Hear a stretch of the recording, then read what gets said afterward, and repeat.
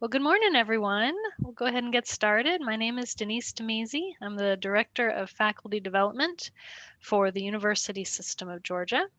And we are so pleased today to have Carol Subiño Sullivan and Rebecca Pope-Ruark, who are from the Georgia Institute of Technology, joining us today to talk about summative and formative assessments. So I'll go ahead and turn it over to you two. Good morning, everybody. Welcome, and thank you so much for choosing to spend this time with us. I'm Carol Subiño Sullivan. And I'm Rebecca Pope-Ruark, the Center for Teaching and Learning. Hi, Georgia Tech. So thank you all for being here today. We're excited to chat with you about assessments, formative and summative assessments in these kind of uncertain landscapes that we're dealing with for the foreseeable future. Carol's going to go ahead and post the link to the handout in the chat. So if you see that, you can go ahead and download that as well. So we're going to start with a very brief case study. So just take a minute and read through this little case study.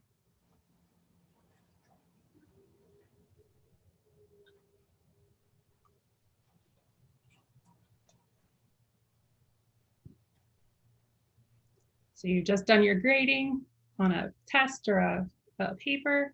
You're very, very disappointed, don't know what happened, right? So in the chat, what do you think happened? Just take a minute, very briefly. What do you think actually happened in that particular experience?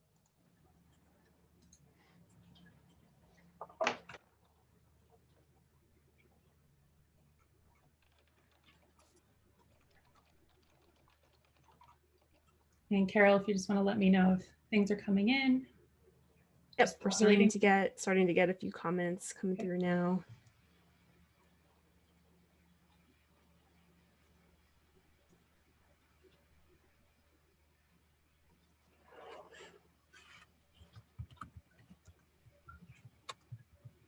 So what do you think happened here?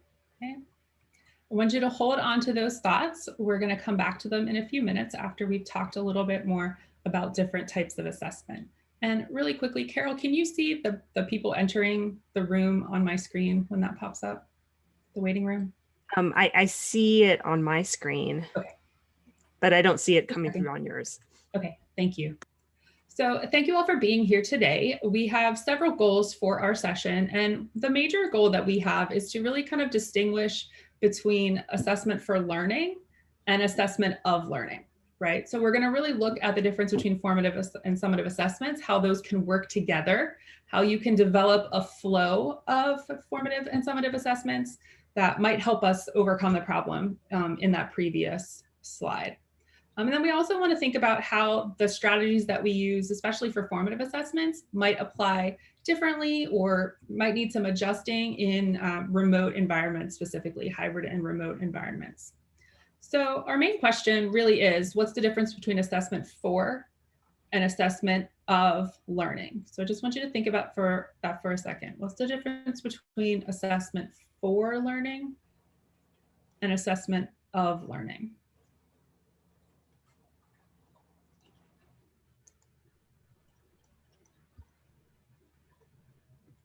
So we've got a little chart here to help us identify some of the differences. So the purpose is different for these two types of assessments, right? If we're doing assessment for learning, we're collecting information about how the students are doing, how the students are understanding whatever it is they're supposed to be learning at that point in the course, and how their learning process is going, right? Kind of stepwise, where are they? How is their understanding? How can we help move them forward? Where are they at? When we're assessing learning specifically, that's a contrast, right? That's where we are evaluating. We are evaluating, probably grading what they're doing, some sort of summative assessment that gives you feedback on achievement on a particular learning goal, right? And the focuses are different, right? The first, if you're assessing for learning, you're providing feedback. Feedback is your main goal, right? And if you're assessing learning itself, then that's a summative evaluation and you're focusing on providing the grade, right? How can you provide the evaluative component of that particular assignment? So we would like you to come up with some formative and summative assessments based on those differences. So in the chat, if you could just spend a second, a minute or two, and just type in some ideas for what you might consider a summative assessment when we're doing the assessment of learning. What are some summative ways that you can understand and evaluate your students' achievement?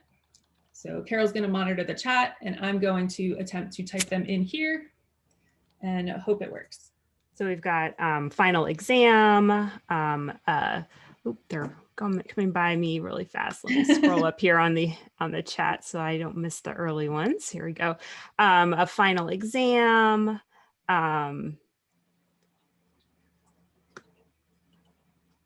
I'm having some trouble here with my chat.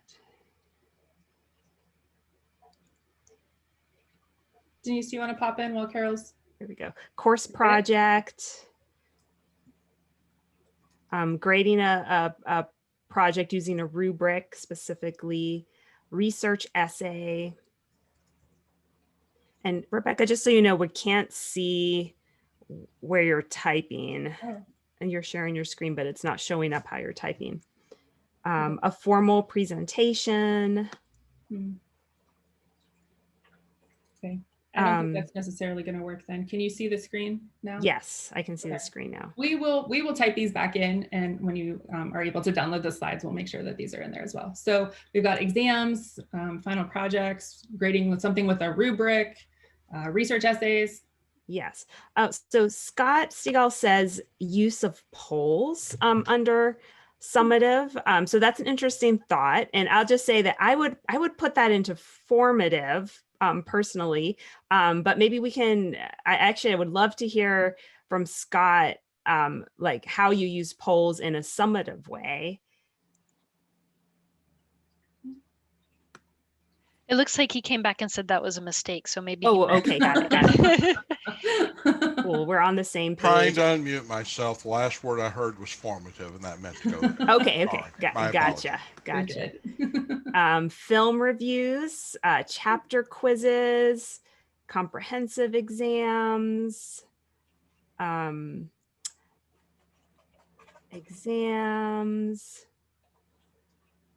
reflective paragraphs, performance or recital.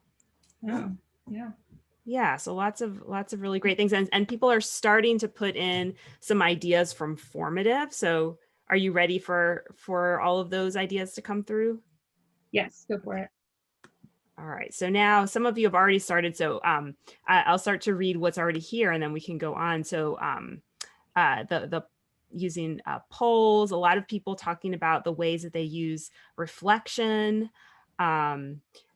breaking up a semester-long project and giving feedback along the way.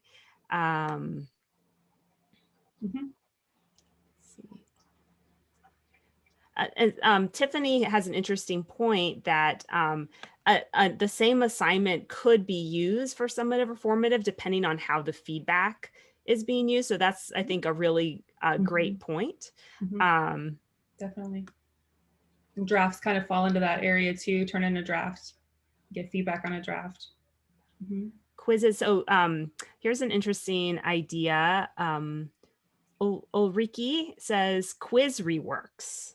I'd love to hear a little bit more about that. How you do quiz reworks as formative assessment. Well, it would be like if you have multiple choice quizzes or short answer quizzes that students then have to go back and explain why, for example, with multiple choice, incorrect choices were incorrect, or why the correct answer was correct. Yeah, so basically then they have to rephrase things and think about it in a more connected way. So yeah, then they could get like 50% of the credit back that they lost. But of course, it only works for people who have very few students in class, because it's a lot of work. Yeah, I love that idea of helping them kind of explain. Anytime we can help them explain a rationale behind something, even if it's something that was incorrect, they really dig into kind of a different part of their brain and the different part of their learning to be able to articulate those things.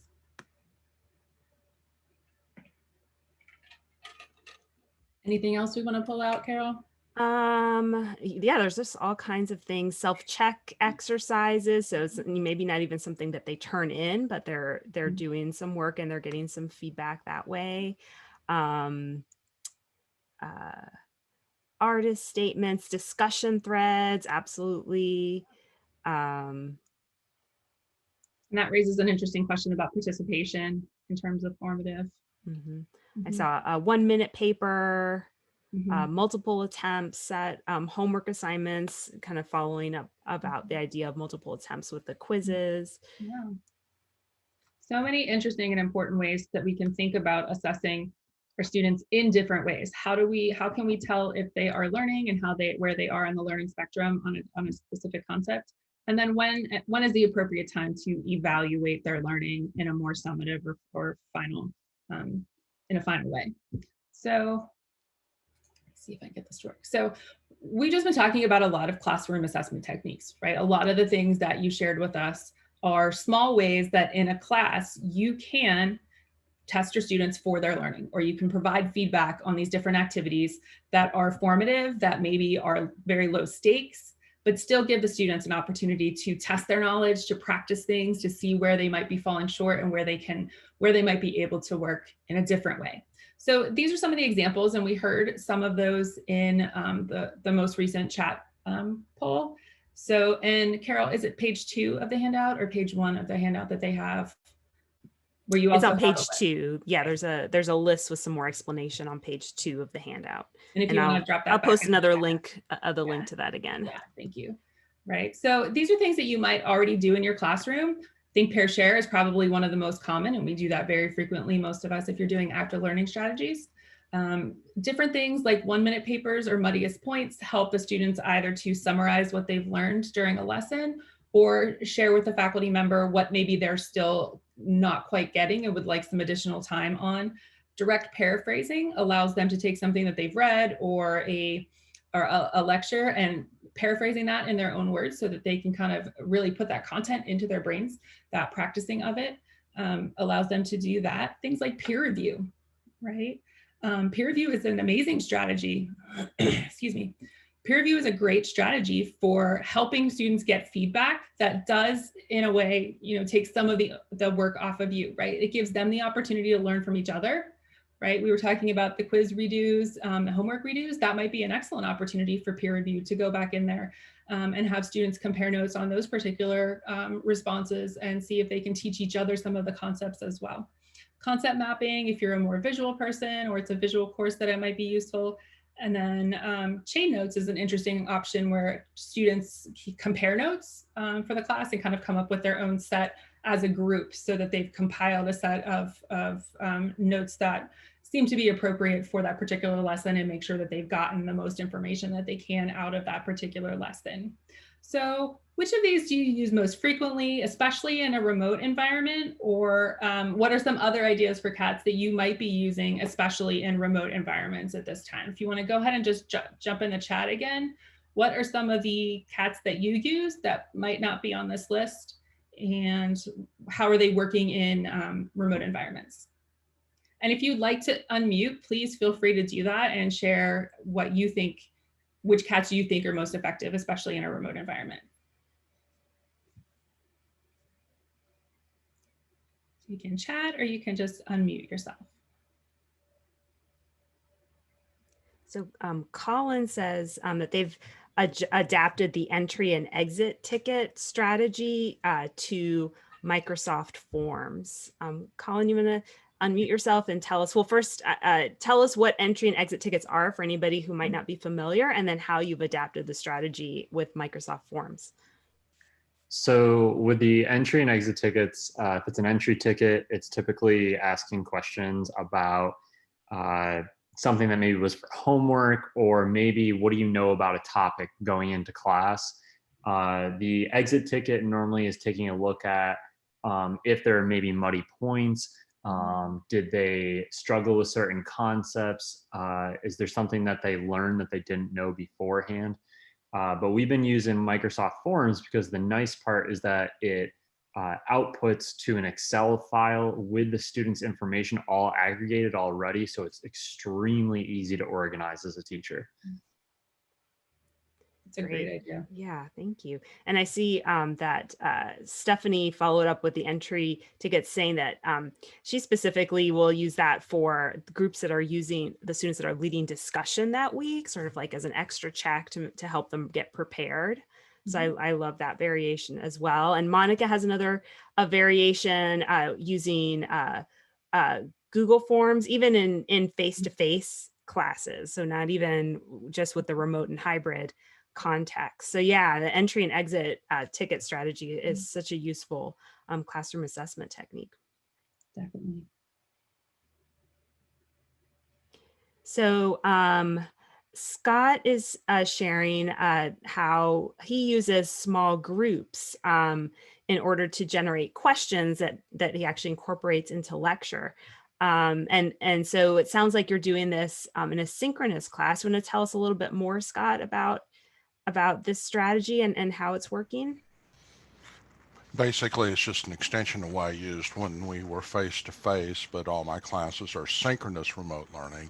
And using something like the Neuro, you can just send them out to small groups real quickly, ask them to talk about what we talked about, and they talk amongst themselves to come up with, this is the area that we don't understand, after having a chance to let it sink. And then they bring that back in. We'll spend some good time talking about it. And I get feedback that way about what the key problems are and where to build on it. Yeah. Yeah, and you can do that multiple ways, right? The students can come in and share that if they unmute themselves. They could maybe add it anonymously to a Google Doc or a OneDrive document so that they can share your questions to look at as well. Well, I designate that they have a single speaker, and one of the things I've found is that by having that, it makes it anonymous to the group, and it provides some team psychological safety. Great, love that. Anything else, Carol? Folks who would like to just share your strategy? So Baogang is talking about how they use a combination of online discussion and multiple attempts at quizzes, and sometimes like quizzes through Kahoot as part of their classroom assessment techniques. Would you like to unmute yourself, Baogang, and share a little bit more about what you do? All right, can you hear me? Yes. Yeah, I teach different sections. Some are fully online, some are hybrid, some are face-to-face. So, different classes will have different way to assess it. I guess for my online and also both face-to-face classes, I use a lot of module-based or chapter-based quizzes. So those are open book and then take it home. And I give them multiple attempts. So they are allowed to see the feedback page, which will point which question they get wrong, but without giving them the correct answer. So they have to go back to study and do the second try. So that's the way the student can get some feedback and relearn it and retest it. I mean, that's what we do. We take a lot of faculty training, so we got to give it multiple tries. I think it's fair for students to use that too. So that would be more like formative learning methods. Online discussion is required for all my online courses. So yeah, student will get the peer review from each other. Will get my comments from me, so they get those kind of feedbacks. Kahoot, is high school use a lot. We start using it just to make it more fun to teach face-to-face class. And you program the quizzes and just to play in the classroom. So it's pretty simple, almost like a clicker system. But I think the student kind of get instant feedback what they learn, or use as review tools to see what they remember from the last section of the class. That's all. Great. Yeah, those are all such great ideas. And what I like about all of them is that it's feedback in multiple ways, right? The students are getting the instant feedback and then having to dig in more. And then you're also, as the instructor, getting feedback, both like, what are the things that they're missing in the quiz? What are, how are they responding to the polls? And that's also helpful from an instructor perspective to figure out what might need adjustment or what kind of extra support student might need. I'm curious if anyone's tried a certain kind of classroom assessment technique or formative technique in a remote environment that maybe didn't translate as well as it would in a hybrid or face-to-face. Has anybody found anything that maybe we need to think through more?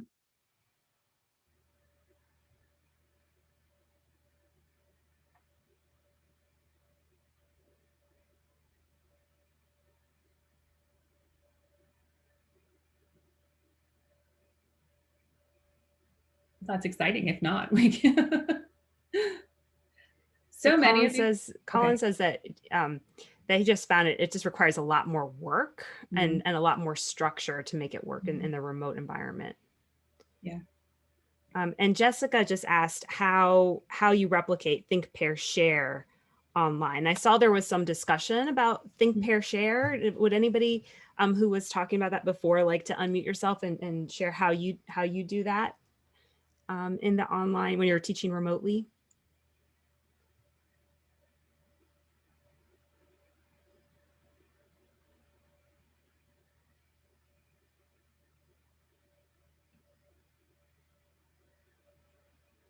Any thoughts on that? Think, pair, share in a remote environment?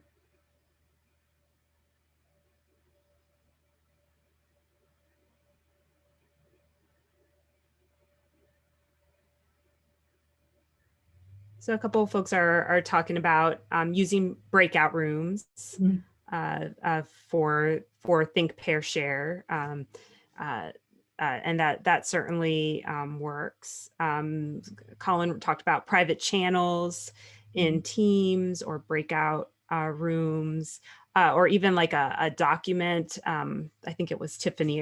It went by on my chat already. Talked about how she uses Google Docs in order to facilitate those kinds of conversations. Yeah. One problem that was mentioned in the chat was with the breakout rooms and how a lot of people will drop off once you go to breakout rooms. So that's creating a challenge for classroom assessment techniques that do require that kind of discussion, small group or pairwise discussion. Right. That's a really great point. Has anybody else kind of come up against that and thought of ways to address it so that we can be sure that the students remain in the breakout room and come back with us? Yeah, I'm not sure I did that, but I did something similar to that in my online classes. We assign students into different groups and give each group either different or similar project or presentation or research. Student hates it, really hurting our teaching evaluations. So we just give it up because the student just hates it because you already have a lot of members in each group that are free rider, not cooperating. So you end up with just one or two people do all the work, and it's kind of difficult for students trying to punish each other, trying to give each other low grades. Because I don't know what's really happening out there. So I tried a few semesters. I gave up using group for my online classes. Yeah, so that, it sounds like the classic problems that we know about many, about group projects in general also are happening in the remote environment. And so, these are things that are well known. And so thinking about how we might design the group strategies in order to account for that. One of the strategies I really like comes from the approach called team-based learning. Larry Michelson and a whole lot of people who have done work on team-based learning. And one of the strategies that they propose for helping with the what happens where, like, some members of the group are less engaged than others, is to really have a decision that needs to be made as part of any group activity. And it's like a decision that really everybody needs to have some input on in order to to be able to successfully complete the assignment. They have found that in that kind of work and that those kinds of designs, they have better success of getting teams to go together. The other piece about the team-based learning that I really like is that, so one of the hallmarks of that are these quizzes. And students take those individually and as groups, and they get some part of their grade comes from both efforts. But in order to succeed in the groups, each one of them has to argue for what they believe is the correct answer.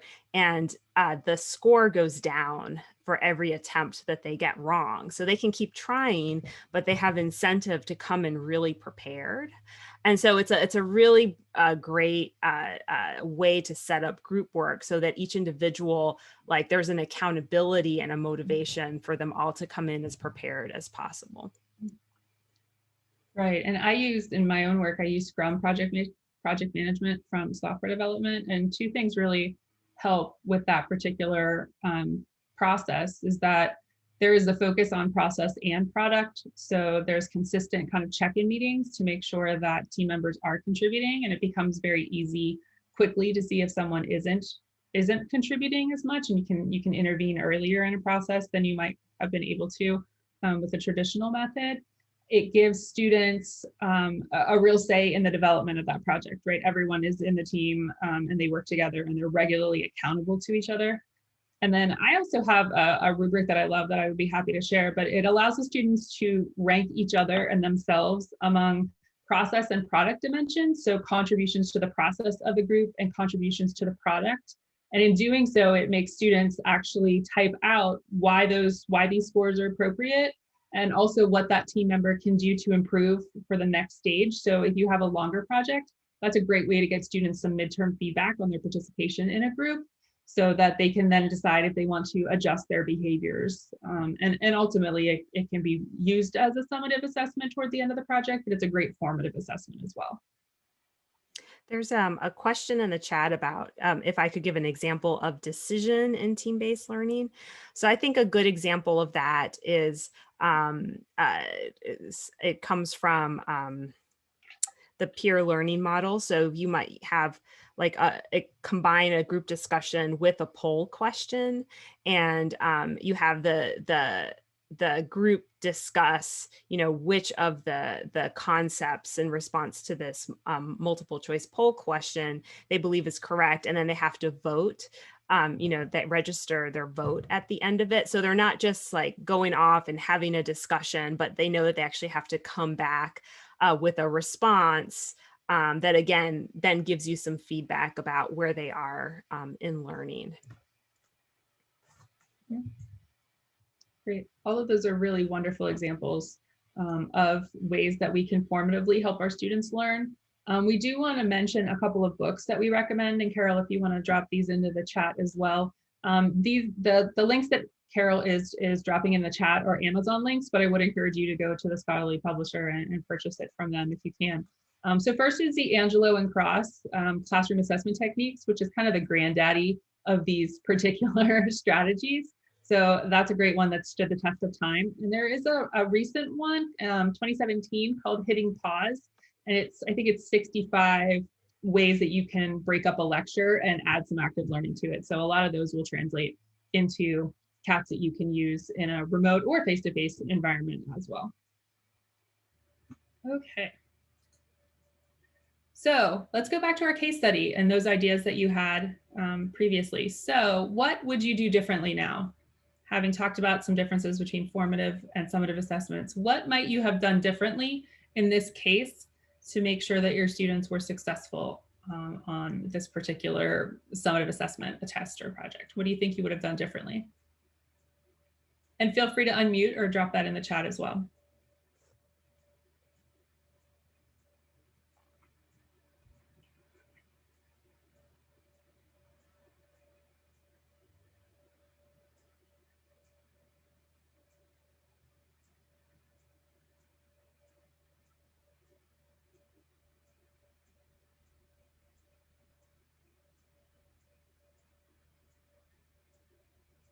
So Monica is suggesting the idea of giving them the kinds of questions that will be on the test as check-ins well before they actually get to the test. So maybe there's less surprise for the students.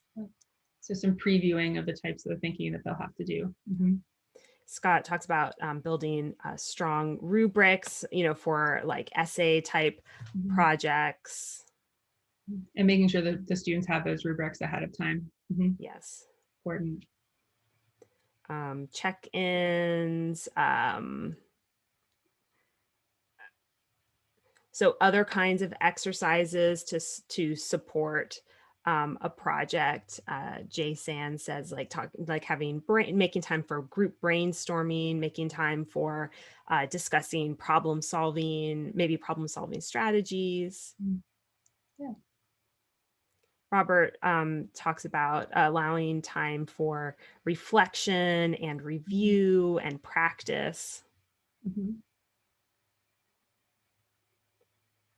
Process checks with polls, small quizzes. Here's a different idea. So Kim brings up the idea of talking about study habits and what the students are doing to help themselves study. Would you like to unmute yourself and say a little bit more about that, Kim? Sure. Frequently, I find that my students, when they're struggling, are re-looking at example problems we've worked in class. They're looking at the practice tests that I gave them and working those same problems over and over again, basically memorizing things that we've already done, rather than working on ways to connect the ideas or apply them to something similar but not identical. So talking to them about using concept maps and metacognitive strategies so that they're actually learning the material rather than just memorizing example problems is frequently really effective in helping them do better as we move forward. Yeah, it's a great idea. Thank you for sharing that. And I can visualize this great book. I can even see where it is on my shelf, and like the name just has flown out of my head. So I'm going to keep trying, but this maybe if I describe it, somebody will know. The author of this book has put together this amazing slideshow that she has just made available for anybody that takes students through thinking about their approach to studying, helping them understand what is metacognition and how they can be more effective. I know she's a chemist. Oh my goodness. I know like everything about this book, but the title is not popping into my mind. Do you mean Sandra McGuire's teaching students how to learn? Thank you. Yes, McGuire. I will pull the link for that and drop that in the chat, because it's a fantastic resource for doing some of the kinds of things that that Kim just described. Great. Okay, well, thank you for sharing that. I'm going to go ahead and turn it over to Carol now. So we're going to swap screens, and she's going to take over for the rest of the session. Thanks. And maybe Rebecca, you can look up Sandra McGuire's. Yes, we'll do. Learn while I transition here to sharing my screen.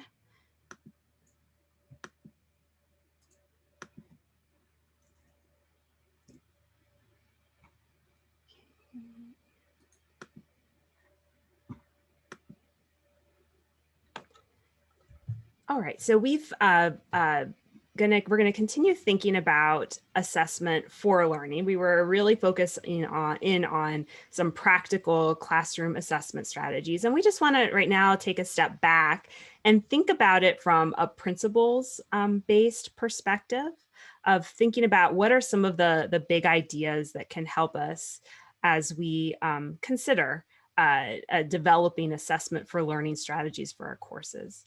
So the first important idea is the idea for alignment. So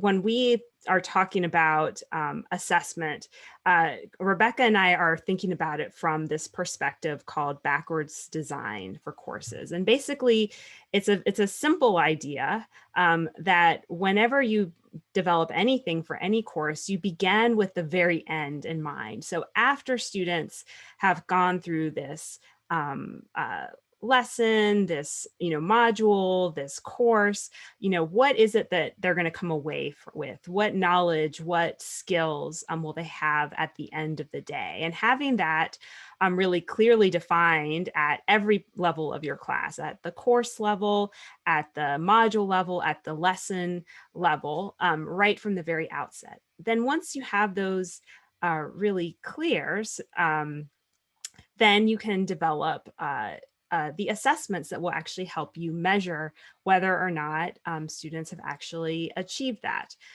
So, for example, if in a class that I teach, I want my students to be able to select appropriate mentoring strategies for when they go into the mentoring relationships that we set up. It's part of a service learning course. Then in order to demonstrate that they have selected that, I set up an assessment where they need to tell me, okay, like really be specific. What was the strategy that you picked? And, explain that, what was it that made you select that particular strategy, given the context of what was happening into your mentoring strategy.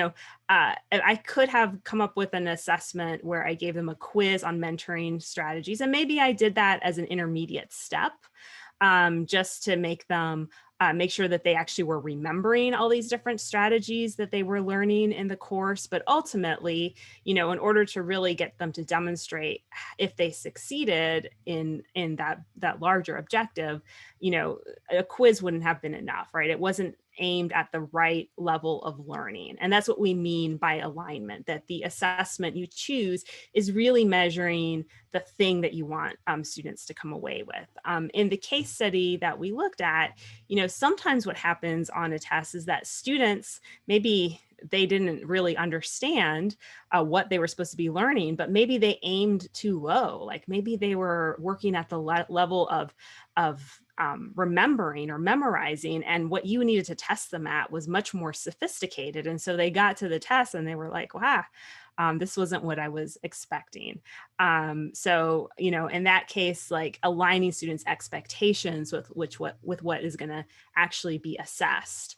And if you do that earlier on, right from the outset, it makes it easier.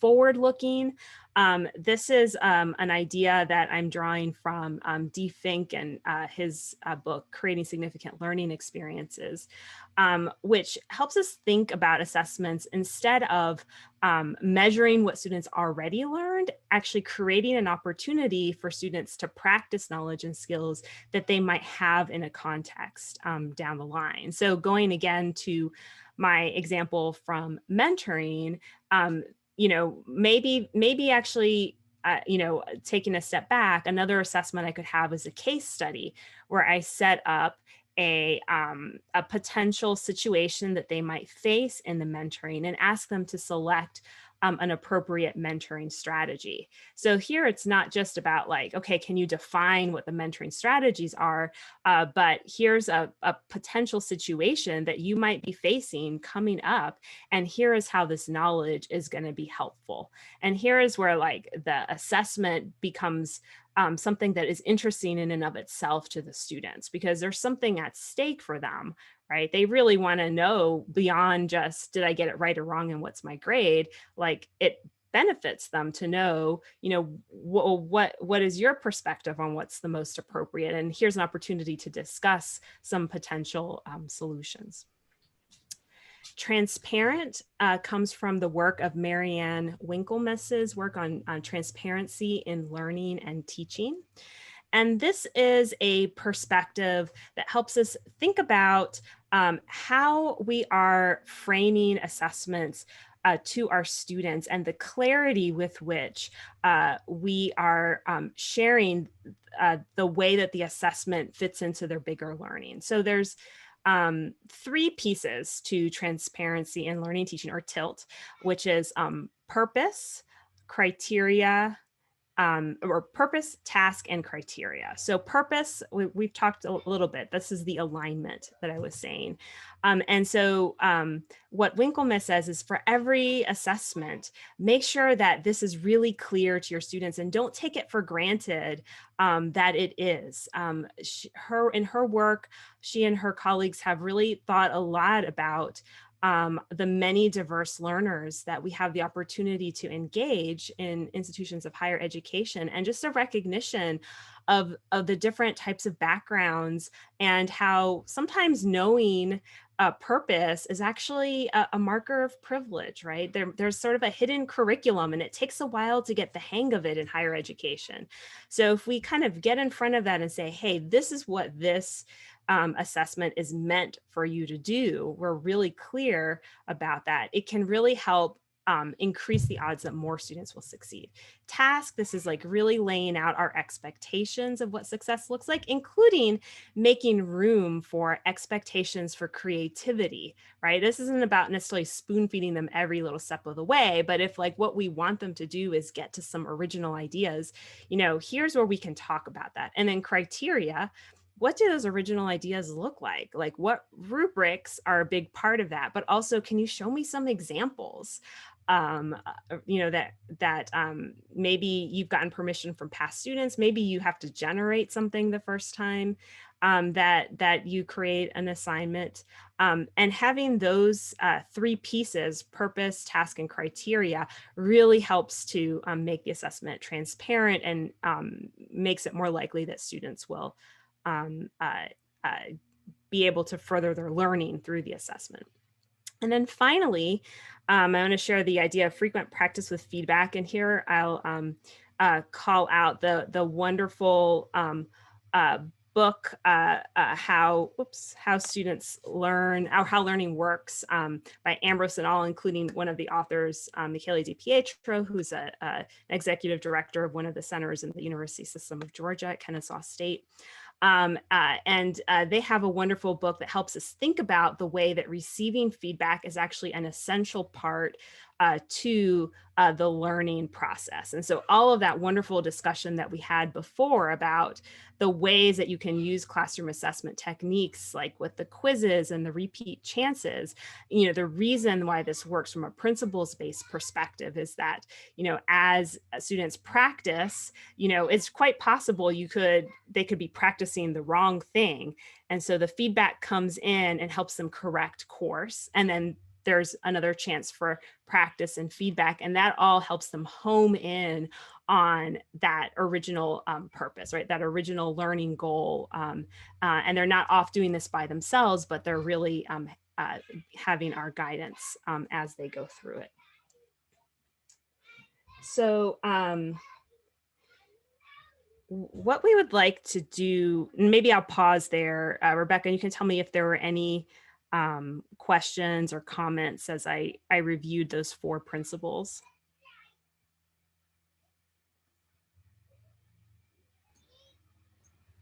Not specifically, there's a bit of a conversation going on about the kind of support students need to be able to prepare for tests and learn to study, how we can help support them in that way. Okay, well, actually, that's a great comment to transition to the next thing.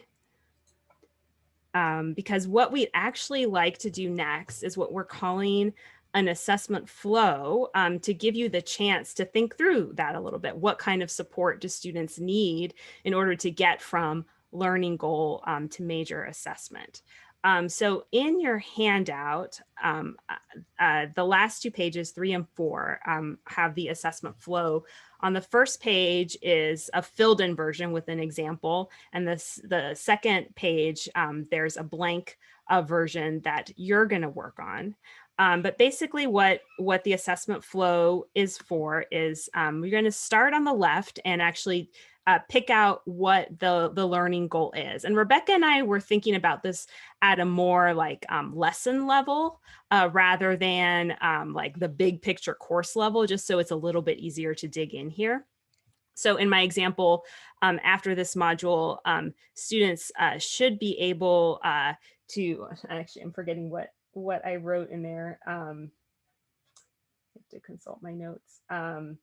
Oh, so here I'm wanting them to come away with the knowledge of oppositional academic identity.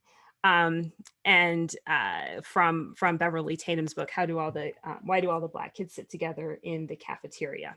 So before class, they're reading this, and they are submitting a response and some questions. They do this before class, and I've actually read through those before class, and I decide how I'm going to build those into the discussion. And then during class, during class, I create a case study that they're going to work on in small groups. And so they do this in small groups, and they report back and also submit something to me. And then after class, they have a couple of types of assignments. So one is they develop a mentoring strategy that they might use that's based on this content. And then they also are doing mentoring journals where they need to be identifying what happened in their mentoring meetings and what concepts were they drawing on to select their strategies. And then finally, in the major assessment, they have an essay that they write where they need to select a concept from class with an associated strategy and describe in greater detail what actually the way that they did this and their mentoring. And they need to be able to draw from other resources and do some research. So you can see that, this is a really targeted assessment flow. It's based on this idea called just-in-time teaching.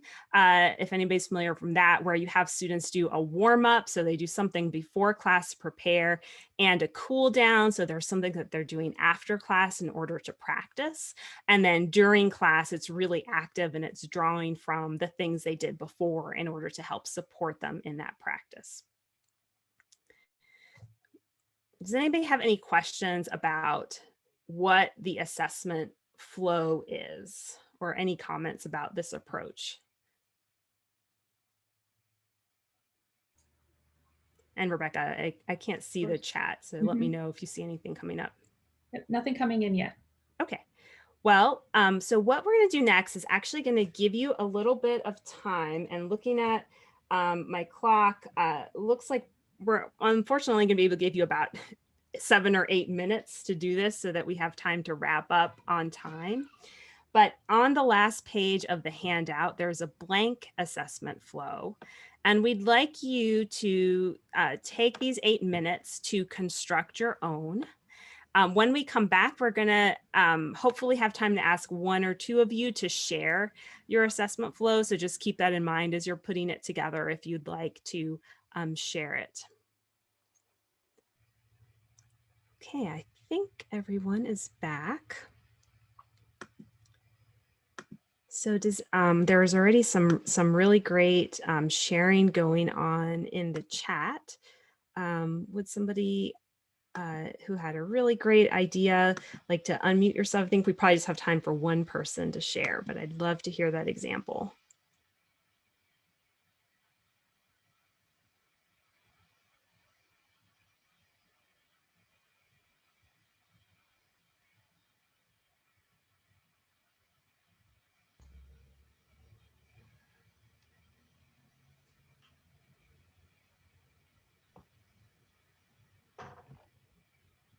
Well, so it's not so quiet. I'll go ahead and volunteer. I'll say something. Thank you, This is Carl Cabrini from Dalton State College.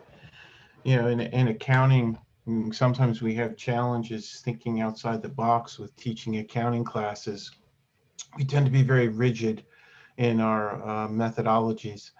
And so one of the things I had to do in moving my course online was to come up with some structure. And so I guess without really knowing it, I kind of did this in my course. I built modules for each week. And so there's a chapter each week that they work on. And so I assign them the reading. Then they have there's an LMS tool that McGraw-Hill provides. And I embed that into the course, and it's called SmartBook. And so it basically reinforces what they're reading as they're reading it. And that's a no stakes assignment for them. Then they have a homework assignment, which they have several tries to get it right. And that's a low stakes item I give them. And then to kind of chunk up the material, I give them a test after each chapter. So this way it kind of breaks everything down for them. And they do have a final exam that's a comprehensive final at the end of the course that I use as kind of my overall assessment of how did the class do relative to the learning objectives or learning outcomes for the course. But they've had a lot of time to prepare for it. And then at the end of each week, I have them submit a reflection post and with 3 questions that they have to answer. I just have them answer what was most challenging, what was most interesting, and what do they believe they need more help with. And so I review those at the beginning of the week and then see what it is that I can do to help them with some of the, and what I find is the student responses tend to cluster around certain topics. So there may be 3 or 4 that particular week that I need to go ahead and reinforce with them. Thank you so much. That was such a perfect example of building students up, along the way, getting them prepared for those big assessments, and also checking in with them and with that reflective assignment and being able to come back to them in class. I really appreciate you sharing. So we're out of time, unfortunately. Rebecca has put, I think, in the chat, one thing is an evaluation. It's just a link to a Qualtrics form, anonymous. If you would share some feedback with us about this session, we'd appreciate it.